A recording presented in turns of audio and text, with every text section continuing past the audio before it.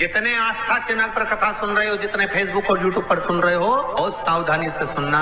जब जीवन में कहीं समस्या खड़ी हो जाए, कहीं बहुत विकट समस्या है और कोई हल ना मिल रहा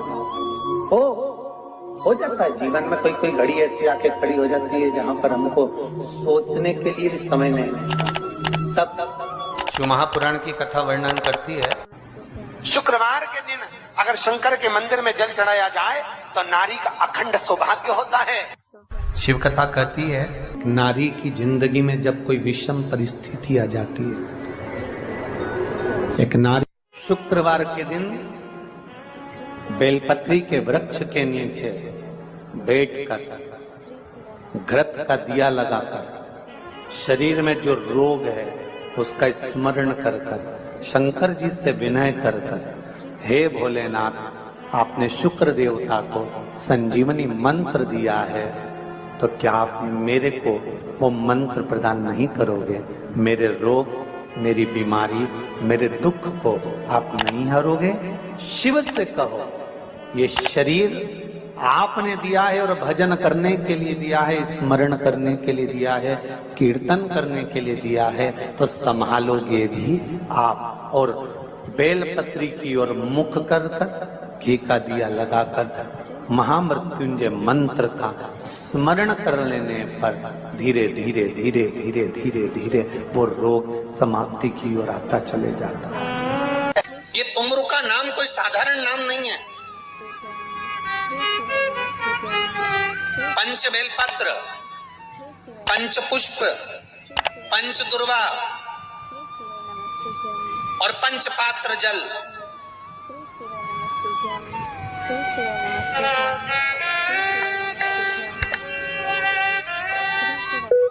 पांच पुष्प, पांच बेलपत्र, पांच दुर्वा और पांच पात्र, मतलब 5 लोटा जम के बोलो जल। ये कोई साधारण नहीं। पंच बेलपत्र के साथ, पंच पुष्प के साथ, पंच दुर्वा के साथ, पंच पात्र जल के साथ, ये सहजता नहीं है। बहुत ध्यान दीजिएगा। बहुत जिन बच्चों के विवाह में देरी हो रही हो, बेटा बेटी के विवाह में देरी हो रही हो, या सफेद आंकड़े की जड़ तुमरुका जी के नाम से बांधने के बाद भी गर्भ नहीं ठहर रहा, तो ये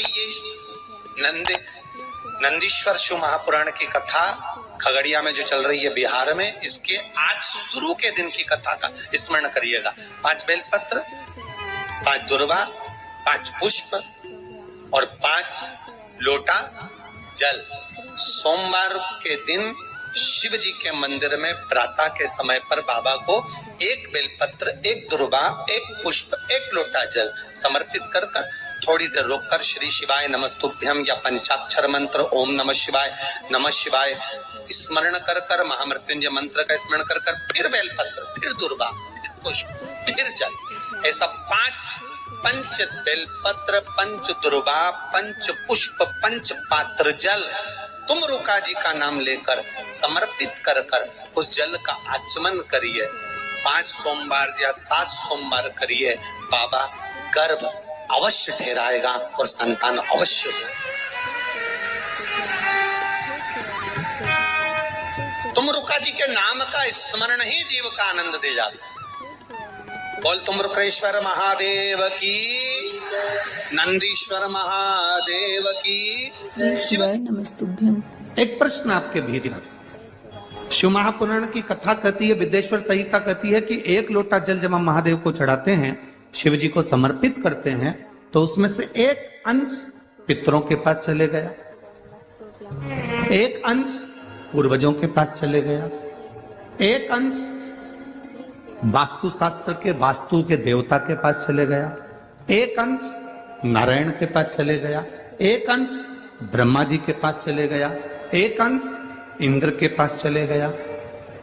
विद्येश्वर संहिता कहती है कि शंकर जी पर समर्पित जल के 33 कोटि देवी देवताओं के हिस्से हो जाते हैं केवल 1 लोटे जल में से, 1 लोटा जल में से।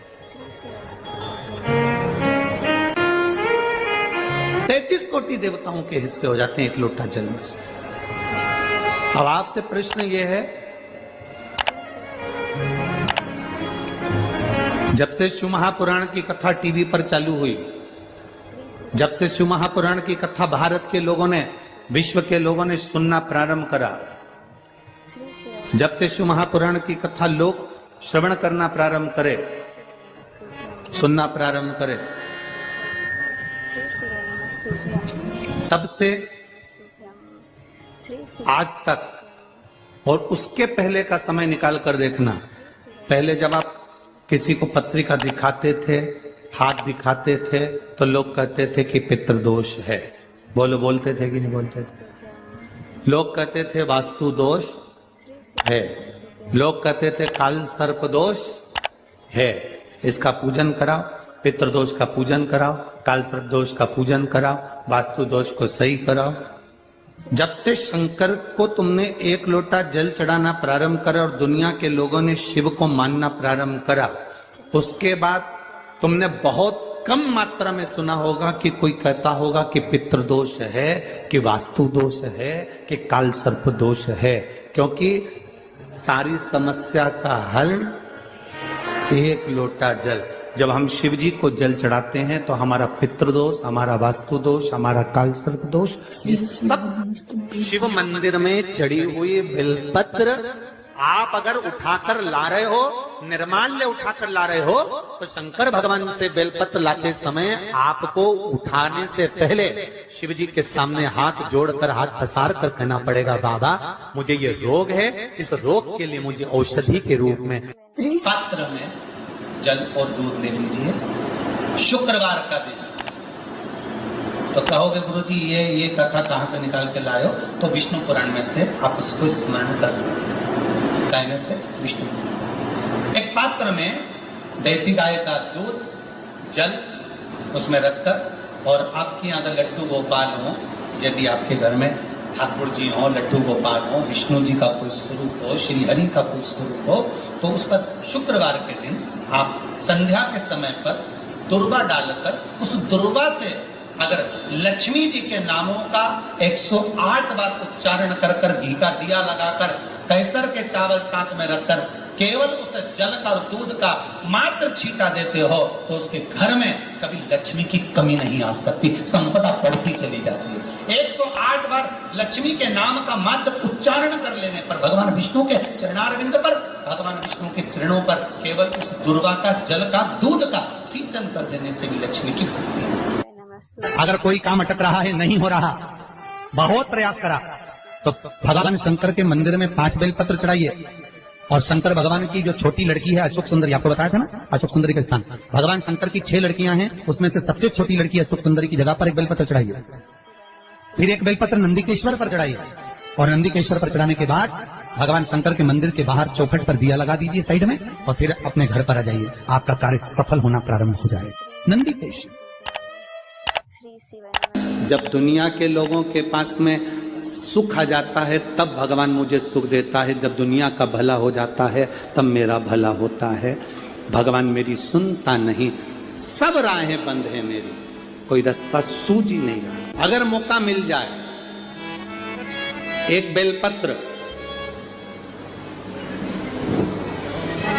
एक बेलपत्र, एक धतूरा, धतूरा जानते हो? अरे बोलो तो जम के, जानते हो ना? एक बेलपत्र, एक धतूरा, एक शमी पत्र, अगर मौका मिल जाए, एक बेलपत्र, एक बेलपत्र, एक धतूरा, धतूरा जानते हो? अरे बोलो तो जम के, जानते हो ना? एक बेलपत्र, एक धतूरा, एक शमी पत्र। कुछ ना कुछ टेंशन मेरी जिंदगी में है, तो कभी मौका मिल जाए, जिस दिन तुम्हारे हाथ में ये सभी चीजें हों, बेलपत्र, धतूरा, पुष्प, शमी पत्र, चावल का एक दाना, ये सब तुम्हारे हाथ में हो। शमी पत्र कितना? एक बेलपत्र, एक धतूरा, एक शमी पत्र और एक सफेद पुष्प, केवल एक सफेद पुष्प, एक आखा चावल का दाना। आखा का मतलब जानते हो? मतलब पूरा, सेगा चावल का दाना, एक चावल का दाना, एक सफेद पुष्प, एक धतूरा, एक बेलपत्र, ये सब हाथ में लेकर अगर तुमको ऐसा लगता है कि आपको ऐसा महसूस होता है कि मेरी सारी राहें बंद पड़ी हुई है और मैं जिस काम में हाथ डालता हूँ वो काम आज होता ही नहीं, दिन लग जाते हैं। जब दुनिया के लोगों के पास में सुख आ जाता है तब भगवान मुझे सुख देता है, जब दुनिया का भला हो जाता है तब मेरा भला होता है। भगवान मेरी सुनता नहीं, सब राहें बंद है मेरी, कोई रास्ता सूझ ही नहीं रहा। अगर मैं फसल लेने की सोचता हूं तो फसल नहीं आती, काम करने की सोचता हूं तो काम नहीं होता। तुम्हारे हाथ में ये सभी चीजें हों, बेलपत्र, धतूरा, पुष्प, शमी पत्र, चावल का एक दाना, ये सब तुम्हारा। एक दौर ऐसा था पहले का जब जगत गुरु शंकराचार्य जी महाराज का प्रागट्य इस भूमंडल पर हुआ था। जगत गुरु शंकराचार्य जी जब इस भूमंडल पर, इस पृथ्वी पर आए थे तो उन्होंने शिव भक्ति को इतना जगाया था, इतना जागृत कर दिया था, इतना जागरूक कर दिया था शिव भक्ति को कि घर घर में लोग शंकर की भक्ति करते थे। श्री श्री नमस्तुभ्यं। जगत गुरु शंकराचार्य जो शंकर के एक अंश हैं, जगत गुरु शंकराचार्य जो शिव के एक अंश माने गए थे, जब उनका जन्म हुआ था, प्रागट्य हुआ था, उसके बाद उन्होंने शिव भक्ति को ऐसा जगाया। श्री श्री नमस्तुभ्यं। श्री श्री